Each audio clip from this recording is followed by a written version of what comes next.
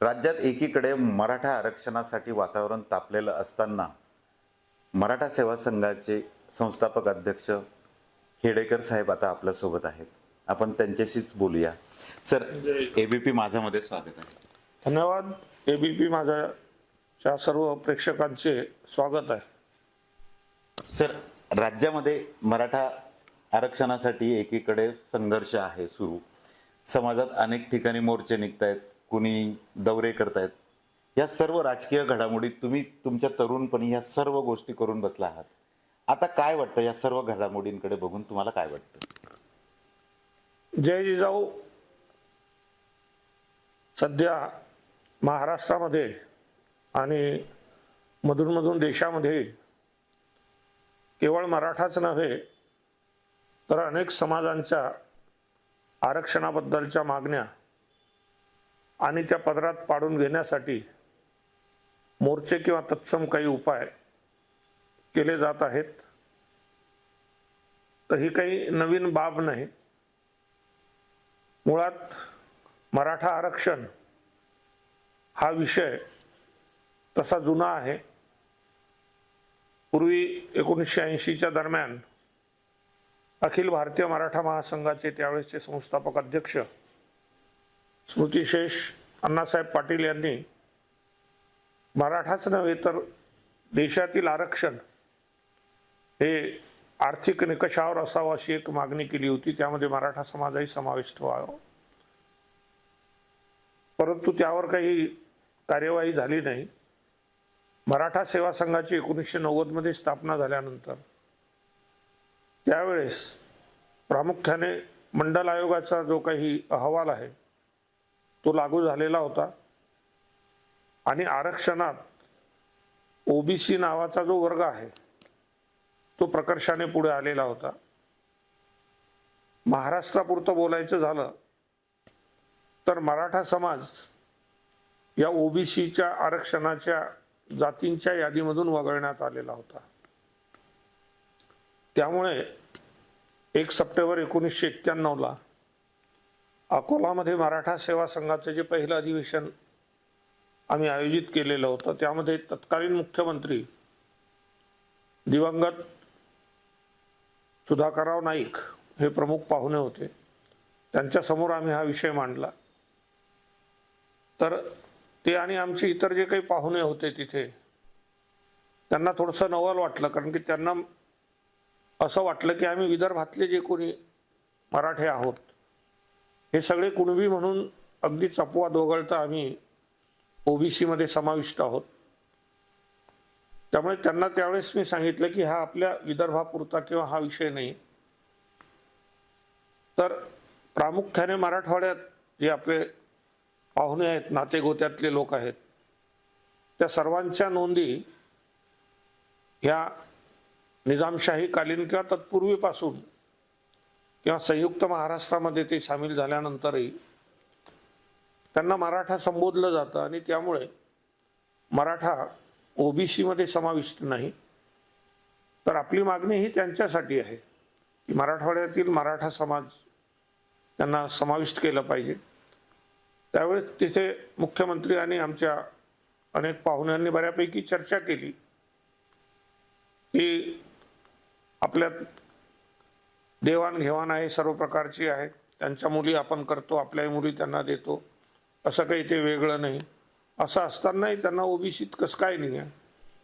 त्यामुळे हा सगळा इतिहास सांगताना डॉक्टर पंजाबराव देशमुखांनी जे काही प्रयत्न केले त्याचा उल्लेख केला आणि ज्यावेळेस मराठा समाजाला सहजासहजी अगदी मंडल आयोगाच्या वेळेत सुद्धा कदाचित ओबीसीचं आरक्षण मिळू शकलं असतं किंवा ओबीसी मध्ये समाविष्ट करता येऊ शकलं असतं, त्यावेळेस काही मराठा संघटनांनी, काही मराठा व्यक्तींनी किंवा नेत्यांनी ओबीसी होणं म्हणजे कमीपणाचं आहे किंवा मागासलेपणाचं आहे, हलकेपणाचं आहे, अशा अहमभावातून, अहंकारातून किंवा अतिशय अज्ञानातून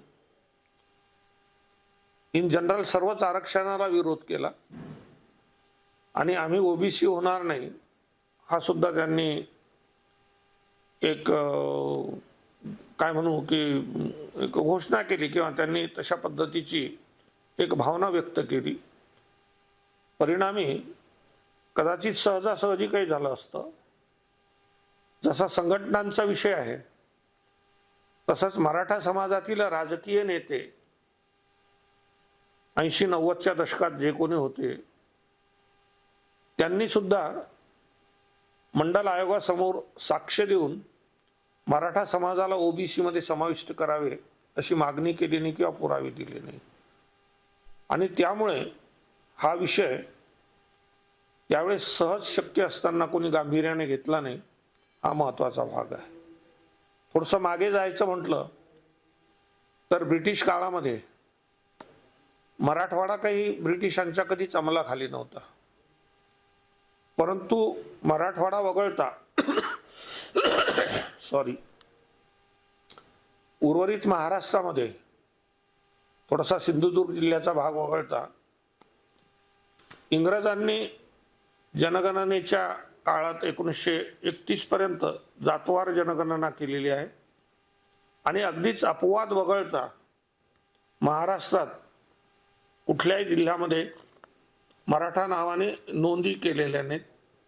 सगळ्या खरेदी विक्री वगैरे सगळ्या त्या कुणबीच आहे. 1871 पासूनचा आपण विषय घेतला तरी हरकत नाही. 1931 पर्यंत जातवार जनगणना सुद्धा झाली.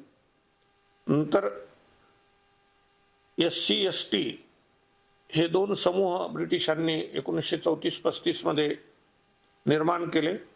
ज्या पूर्वीच्या अस्पृश्य गावकुसाबाहेर राहणाऱ्या समाज होत्या किंवा जाती होत्या त्यांना शेड्यूल कास्ट या नावाने संबोधलं गेलं. आणि जे जंगलामध्ये आदिवासी म्हणून आपलं जीवन जगत होते त्यांना शेड्यूल ट्राईब्स, त्यांच्या ज्या जमाती आहेत त्यांचं एक शेड्यूल तयार केलं. तसं शेड्यूल मागास कास्टसाठी केलं. तर अशा पद्धतीने ही यादी तयार झाली. परंतु ब्रिटिशांच्या हेही लक्षात आलं की SC आणि ST जसे वंचित घटक आहेत तसे एवढे जरी नसले आणि अस्पृश्य जरी नसले, स्पृश्य असले, गावकुसामध्ये त्यांना बऱ्यापैकी मानपान असला तरी त्यांच्यातला एक मोठा समाज असा आहे. प्रत्येक बहुजन समाजातला एक बहुधन किंवा थोडासा घटक सोडला तर जास्तीत जास्त घटक हा जवळपास सर्वहारा आहे.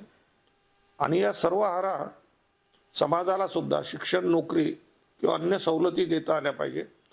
आणि म्हणून त्यांच्यासाठी काही करता येईल का या अंगाने त्याने इंटरमिजिएट क्लास ही एक मध्य संकल्पना मांडली. आणि 1942 मध्ये 5 एप्रिल 1942ला जवळपास 228 ह्या अशा जातींचा समावेश तत्कालीन मुंबई स्टेटमध्ये, म्हणजे ज्याच्यामध्ये आत्ताचा थोडासा गुजरातचा भाग येतो, महाराष्ट्र येतो आणि अगदी सिंधपर्यंतचं हे बॉम्बे स्टेट होतं, त्यांचा त्याच्यामध्ये समावेश केला. पण मराठवाडा काही त्यावेळेस मुंबई स्टेटमध्ये नव्हतं कारण ते निजामशाहीत होतं. त्यामुळे महाराष्ट्रात मराठा, कुणबी, तेली, माळी, धनगर, वंजारी यांच्यासोबत मराठा आणि कुणबी हे दोन वेगळे जात समूह सुद्धा त्याच्यामध्ये समाविष्ट होते. आणि यांचा समावेश अगदी भारत देश स्वतंत्र होईपर्यंत सुद्धा त्यामध्ये होता. आणि अचानक 1967 13 ऑक्टोबरच्या दरम्यान मराठा ही जात त्याच्यामधून वगळण्यात आली. आणि त्याच वेळेस मराठा, तेली आणि माळी ह्या तिन्ही जाती त्याच्यामधून वगळल्या.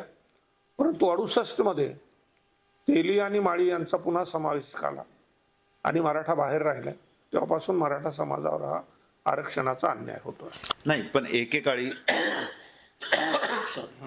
एकेकाळी स्वतःला ओबीसी म्हणून घेणं हे मराठा समाजाला मान्य नव्हतं. परंतु आता तोच मराठा समाज आरक्षण मागतोय किंवा ओबीसीतनं आरक्षण मागतोय. हा जो प्रवास आहे याकडे कसं बघताय तुम्ही? म्हणजे त्या काळी ओबीसी म्हणून घेणं हे मराठा समाजाला हे आभूषण वाटत होतं. तर या प्रवासाला कसं बघताय तुम्ही? परत त्यांना आता ओबीसी किंवा आरक्षण पाहिजे, कसं बघताय? थोडंसं आपण बघितलं तर महाराष्ट्रातला कुणबी मराठा हा जो समाज आहे हा प्रामुख्याने शेतकरी समाज आहे. आणि आजपासून 100 वर्षापूर्वी शेती ही बऱ्यापैकी एकमेव तसं जर आपण बघितलं तर सर्वात मोठा हा रोजगाराचा आणि उत्पादनाचा आणि उत्पन्नाचा एक मोठा स्रोत होता. शेती बऱ्यापैकी पिकत होती. निसर्गावर अवलंबून असणारी जरी असली तरी काही ठिकाणी ओलीत त्याच्या विहिरी असायच्या, विहिरीवरचं पाणी, त्यामुळे काही भागात केळी व्हायच्या, ऊस व्हायच्या, वेगळ्या वेगळ्या पद्धतीचे काही फळ शेती सुद्धा त्या प्रमाणात व्हायची. दुसरं असं एकत्रित खटल्याचं ज्याला म्हणतो असा तो कुटुंब व्यवस्था होती. सगळेजण एकत्रित राहायचे, त्याच्यामुळे शेतीवरचा बोजा जो आहे तो कमी होता, खर्च कमी होता, सर्वांचं त्यामध्ये भागायचं. अगदीच अत्यावश्यक खर्च वगळता सरप्लस इकॉनॉमी म्हणता येईल अशा पद्धतीची शेती होती. माझी पिढी, मी शेतीवरच शिकलो, शेतीवरच पोचलो आणि आमचं सगळं कुटुंब शेतीवर अत्यंत चांगल्या पद्धतीने राहिलं. त्यावेळेस शेतीतून निघणारे उत्पादनं बाजारात विकल्यानंतर कापूस असेल, उडीद मूग असतील किंवा केळी, गूळ वगैरे असे पदार्थ, हे सगळे वस्तू विकल्यानंतर समजा 1,000 रुपये आले, त्यावेळेस 1,000 रुपयाला खूप मोठी किंमत होती. तर आमचे वडील त्यापैकी 500-600 रुपयाचं सोनं घेऊन ठेवायचे, काही थोडेफार पैसे शिल्लक ठेवायचे आणि अशा पद्धतीने घरदार चालायचं. पुढच्या कालखंडामध्ये शिक्षणासोबतच काही सुविधा वाढत गेल्या आणि ज्या मराठ्यांनी अज्ञानापोटी, अहंकारापोटी आरक्षणाचा लाभ घेण्यासाठी नकार दिला होता, त्यांच्या लक्षात आलं की आता आपण स्वबळावर, शेतीच्या भरवशावर पुढे जाऊ शकत नाही. रोजगार संपलेला आहे आणि नोकऱ्या हा एक चांगला पर्याय आहे. त्यावेळेस आमच्या लहानपणी उत्तम शेती, मध्यम व्यापार, कनिष्ठ नोकरी आणि त्यापेक्षा भीक बरी अशा पद्धतीचे एक तत्वज्ञान होतं. परंतु हे अव्यवहारी होतं, हे समजेपर्यंत बराचसा उशीर झाला होता आणि ते आता समजल्यामुळे जो मराठा समाज अत्यंत विरोधात होता किंवा ओबीसीच नाही तर सर्व आरक्षण नसावं अशा मानसिकतेतला एक काही वर्ग होता, त्यांना आता ते उमगलेलं आहे की आपली चूक झालेली आहे आणि ते पुन्हा दुरुस्त करतायत असं मला वाटतं. त्यामध्ये काही गैर आहे अशातला काही भाग नाही. उशीर झालेला आहे, कायद्यात ते बसतं आणि ते देता येऊ शकतं. ते कसं द्यायचं याच्यासाठी लागणारी जी राजकीय इच्छाशक्ती आहे त्याची सर्वात मोठी कमतरता आहे. नाही, पण ज्या आर्थिक संपन्नता आधी होती परंतु आता दिवसेंदिवस आर्थिक संपन्नता कमी होत चालली. मग याऐवजी आपण जात, धर्म यावर आरक्षण न देता आर्थिक निकषावर आरक्षण द्यावं अशीही बरीच मागणी होते. यावर तुम्हाला काय वाटतं? आर्थिक दृष्ट्या मागासलेल्या समाजाला आरक्षण द्यावं तर हे आर्थिक समाज न म्हणता आर्थिक दृष्ट्या वर्ग, बरोबर आहे. आर्थिक दृष्ट्या म्हणजे एक लक्षात घ्या, ओबीसी जो मधला जो सी आहे तो सुद्धा क्लास आहे, तो काही कास्ट नाही, तो वर्गच आहे. आणि राज्यघटना अशी म्हणते की सामाजिक, शैक्षणिक आणि आर्थिक क्षेत्रामध्ये जे जे लोक वंचित राहिलेले असतील अशा लोकांना या आरक्षणाचा लाभ झाला पाहिजे. तर त्यामध्ये आर्थिक हा समावेश आहेच, पण सामाजिक आणि शैक्षणिकवर थोडासा जास्तीचा भर आहे. त्यामुळे निव्वळ आर्थिकदृष्ट्या मागासलेल्या ऐवजी यामध्ये हे जोडून घेतलेलं आहे. राज्यघटनेमध्ये आर्थिकदृष्ट्या मागासलेल्या वर्गाला आरक्षण द्यावं अशी तरतूद नाही, कारण की आरक्षण ही ज्यांना कधीच संधी मिळालेली नाही, ज्यांचा काहीही दोष नसताना त्यांना हिणवल्या गेलेला आहे किंवा त्रास दिलेला आहे, अशा लोकांना जाणीवपूर्वक संधी देणे आणि त्यांना इतर जे विकसित समाज म्हणतो, पुढारलेले वर्ग म्हणतो, पुढारलेले समाज म्हणतो, त्यांच्या बरोबरीने आणणे हा आरक्षणाचा एक ढोबळमानाने उद्देश होता.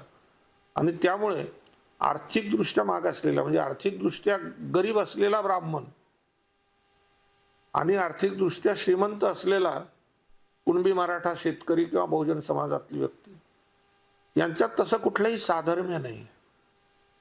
कारण की गरीब असलेला ब्राह्मण हा गरीब जरी असला तरी त्याच्याकडे अनेक बाबी असतात, विशेषतः शिक्षणही असतं, दुसरे वेगवेगळे स्रोत असतात. त्यामुळे ज्या संधी ब्राह्मणांना उपलब्ध होत्या त्या अन्य बहुजन समाजातील वंचित गोरगरीब लोकांना उपलब्ध नव्हत्या. ही त्या आरक्षणाच्या मागची भूमिका आहे. नाही, पण आता सरसकट मराठा समाजाला आरक्षण देण्याची मागणी होते, परंतु त्यामध्येही अनेक कुणबी असल्याचं प्रमाणपत्राचे पुरावे खूप कमी मिळत आहेत व मराठवाड्यात तशी परिस्थिती आहे. निजामकालीन दस्तावेज हा नष्ट झालेला असेल किंवा अजूनही कुठली कारणं असतील, त्यामुळे पुरावे नसताना जे कुणबी आहेत किंवा त्यांना मराठा आरक्षण हवंय अशा लोकांची आता पंचायत होते. नेमकं सरकार कसं आरक्षण देईल, यातून काय मार्ग निघू शकतो? मार्ग म्हणजे एकतर यात कुठेतरी आता सामंजस्यानेच मार्ग निघू शकतो, दुसरा यातला काही भाग नाही.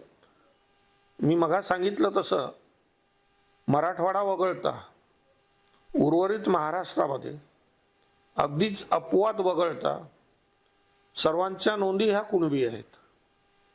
बापट आयोगातल्या अनेक सदस्यांनी सुद्धा त्याची नोंद केलेली आहे. सर्वच आयोगांनी कुणबी मराठा, मराठा कुणबी, कुणबी आणि मराठे हे एकच आहेत अशा पद्धतीचे अनेक पुरावे त्यामध्ये जोडलेले आहेत. मगा सांगितलं तसं काही कारणाने केव्हा तरी कुणबी हा वर्ग किंवा कुणबी हा शब्द मराठा या शब्दाच्या तुलनेमध्ये किंवा वर्गाच्या तुलनेमध्ये थोडासा हलका मानला जाऊ लागला. जो पूर्णपणे शेती करतो किंवा अर्धवट आपल्या विदर्भातला किंवा इकडचा कुणबी आणि कोकणातला कुणबी, प्रामुख्याने कुणबी हा सुद्धा कोकणातला जो कुणबी आहे, अत्यंत फाटका तुटका लंगोट नेसणारा, तिकडच्या त्या पद्धतीने तो ताडामाडावर चढणारा, तो कुणबी अपेक्षित होता.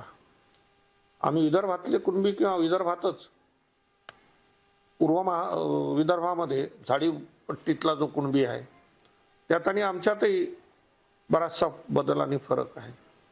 त्याच्यामुळे हे जे कुणबी चित्र होतं हे समाजामध्ये असं काही आकर्षक किंवा मानपानाचं वाटत नव्हतं काही लोकांना, म्हणून त्यांनी स्वतःला मराठा म्हणून घेतलं. आणि ह्या नोंदी खूप अलीकडच्या आहेत, त्यांच्या मुळात नोंदी तशा आहे तशातला काही भाग नाही.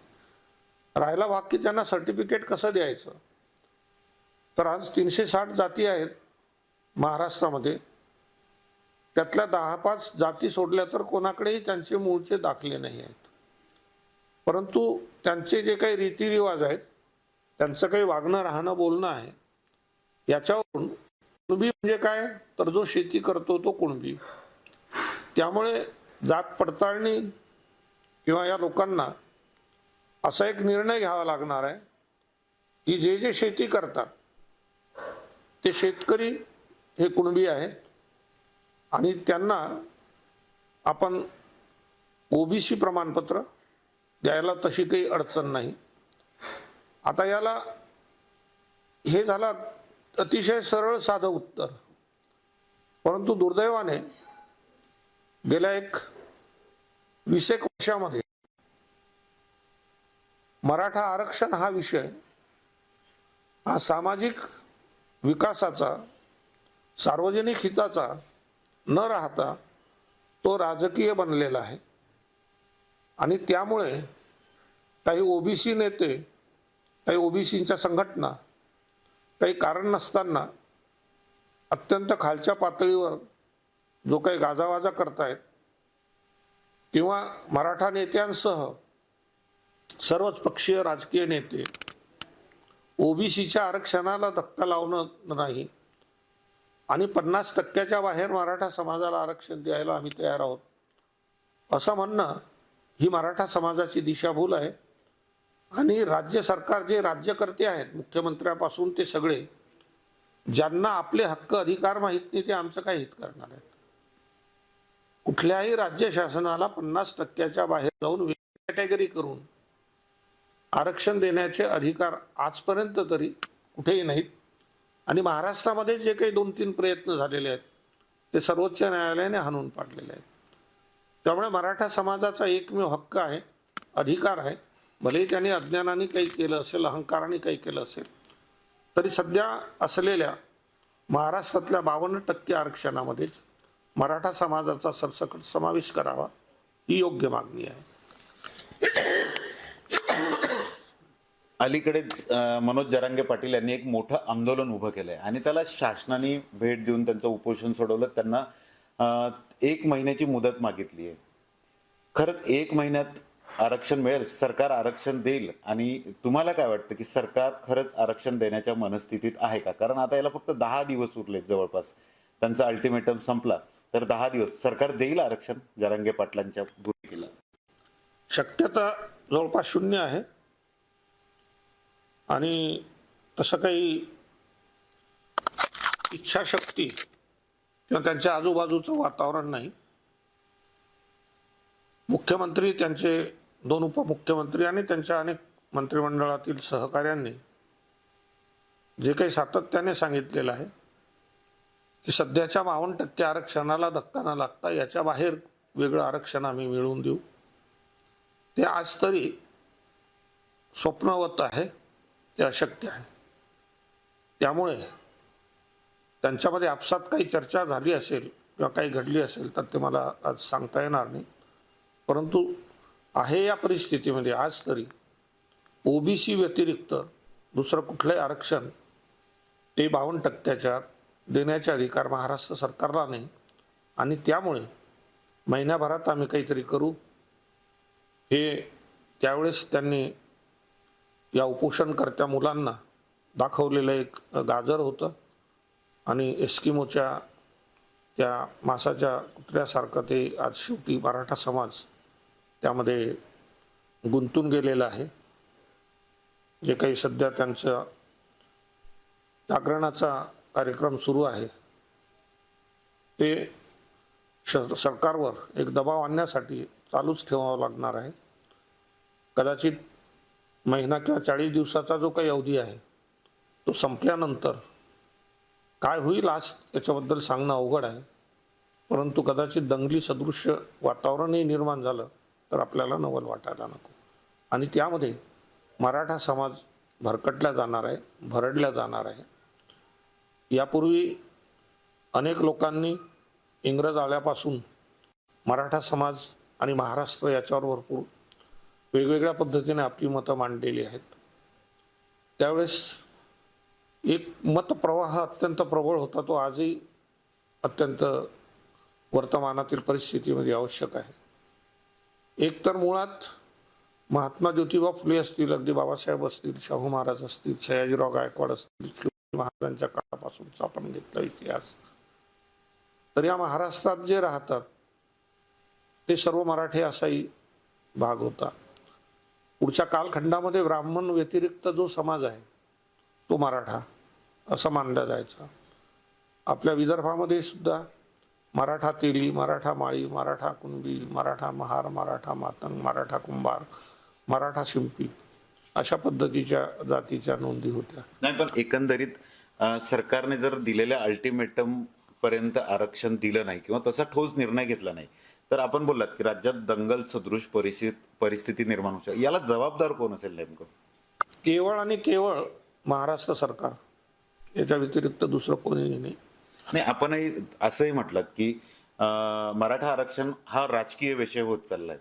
मनोज जरांगे हे राजकीय नेता किंवा राजकीय ज्याला आपण पार्श्वभूमी म्हणतो, राजकीय याच्यात प्रवेश करतील असं वाटतंय तुम्हाला? काही त्याच्याबद्दल मी काही सांगू शकणार नाही.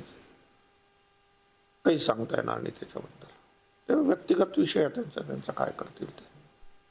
राजकीय वळण मिळालं असं म्हणालो मी, त्याच्यामध्ये मनोज जरांगेचा विषय नाही. तर जे राज्यकर्ते आहेत या राजकारण्यांनी, मराठ्यांसह सगळ्यांनी मराठा आरक्षणाचा विषय हा सामाजिक ऐक्याचा, सामाजिक विकासाचा, शैक्षणिक विकासाचा आणि मराठा समाजाच्या विकासाचा न मानता एक राजकीय चष्म्यातून पाहायला त्याला सुरुवात केलेली आहे की मराठा हा सर्वीकडे सत्ताधीश होईल, असं होईल, तसं होईल वगैरे वगैरे. नाही, पण अनेक राजकीय नेत्यांनी अनेकदा आपल्या घोषणेतही म्हटलेलं आहे की आम्ही निवडून आल्यावर किंवा आमचं सरकार आल्यावर आम्ही तुम्हाला आरक्षण देऊ, असं अनेकदा बोललं गेलंय. पण अद्यापही अनेक वर्षापासून हा प्रश्न प्रलंबितच आहे. याला जबाबदार कोण? मराठा समाज का राजकीय नेते? राजकीय नेते प्रामुख्याने आणि मराठा समाजाचं अज्ञान हे 2 नंबरवर. राजकीय नेत्यांना माहीत होतं की मराठा समाज हा ओबीसीच पात्र आहे, परंतु मराठा समाजातील काही संघटना, मी मागा सांगितलं तसं, नेत्यांना काही लोकांनी उचकटून दिलं आणि त्याचा आज एक अत्यंत मोठा दुष्परिणाम आम्ही भोगतो आहोत. त्या व्यतिरिक्त दुसरं काहीच नाही. म्हणजे मराठा आरक्षण प्रलंबित होण्यासाठी किंवा मराठ्यांना अद्याप आरक्षण न मिळण्यासाठी काही मराठा नेते पण जबाबदार आहेत असं आपण मध्यंतरी बोलला होता. 100% ते कसे आहेत? नाही आहेत ना, कारण की मराठा नेत्यांनी मराठा समाज हा आर्थिकदृष्ट्या, सामाजिकदृष्ट्या आणि शैक्षणिकदृष्ट्या मागासलेला आहे हे आयोगासमोर मांडायला पाहिजे होतं. त्याच्यानंतर ज्या ज्या आयोगाने दिलं, म्हणजे विशेषतः बापट आयोगात, बापट आयोगाच्या एकूण 6 सदस्यांपैकी 5 सदस्यांनी मराठा समाज हा मागासलेला आहे असा लेखी अहवाल दिलेला असतात नाही, आणि ऐन वेळेवर त्यामध्ये काही महिन्यासाठी एका सदस्याची, रावसाहेब कसबेंची निवड केली आणि ठरवून ते वेडं वाकडं जे काही केलेलं आहे, तर हे काही सहजासहजी झालेलं नाही. या दुष्कृत्यासाठी आणि मराठा समाजावरील अन्यायासाठी तत्कालीन मराठा मुख्यमंत्री असतील, मराठा नेते असतील, तसेच ओबीसीच्या नावाखाली स्वतःला जागतिक नेते म्हणणारे हे सगळ्या लोकांचं कडबोळं जबाबदार आहे आणि यांनी ठरवून हे कटकारस्थान करून मराठा समाजाचा आरक्षणाचा अधिकार हा नाकारलेला आहे. नाही, आगामी काळात जे आहे मराठा समाज म्हणते की ओबीसीच्या आरक्षणात आम्हाला आरक्षण पाहिजे किंवा ओबीसी नेत्याला विरोध करतायत. आगामी काळात हा असा संघर्ष किती दिवस सुरू असेल किंवा याला पर्याय काय? मग याच्यावर तोडगा काय निघणार की मराठा समाजाला आरक्षण मिळालं पाहिजे आणि ओबीसीच्या आरक्षणालाही धक्का लागता कामा नये किंवा त्यांचंही नुकसान व्हायला? याला नेमका तोडगा काय? एका वाक्यात काय सांगा? देशाच्या संसदेमध्ये विशेष कायदा करून सध्या जे 60% आरक्षण आहे त्या 60%च्या बाहेर वेगळं 12, 15, 10% जे काही आरक्षण आहे ते देण्याचा कायदा करून राज्यांना तसे अधिकार दिले तरच ते शक्य आहे. अन्यथा हा संघर्ष कधीही संपेल हे सांगणं अत्यंत अवघड आहे आणि हा संघर्ष जिवंत ठेवणारी मोठी राजकीय सर्वच पक्षातील मंडळी सरसावलेली आहे. तर नक्कीच मनोज जरांगे यांना फक्त वेळ काढून देण्यासाठी 40 दिवसां सरकारला अल्टिमेटम दिलाय आणि 40 दिवसानंतरही आरक्षण मिळणार नाही याची शक्यता अजिबात खेडेकर साहेबांना नाहीये आणि त्यामुळे जर आरक्षण 40 दिवसानंतर मिळालं नाही तर राज्यात दंगल सदृश परिस्थिती निर्माण झाल्यास नवल वाटू नये असंही त्यांचं म्हणणं आहे. कॅमेरामन शांताराम तायडेसह डॉक्टर संजय महाजन, एबीपी माझा, बुलढाणा. एबीपी माझा, उघडा डोळे बघा नीट.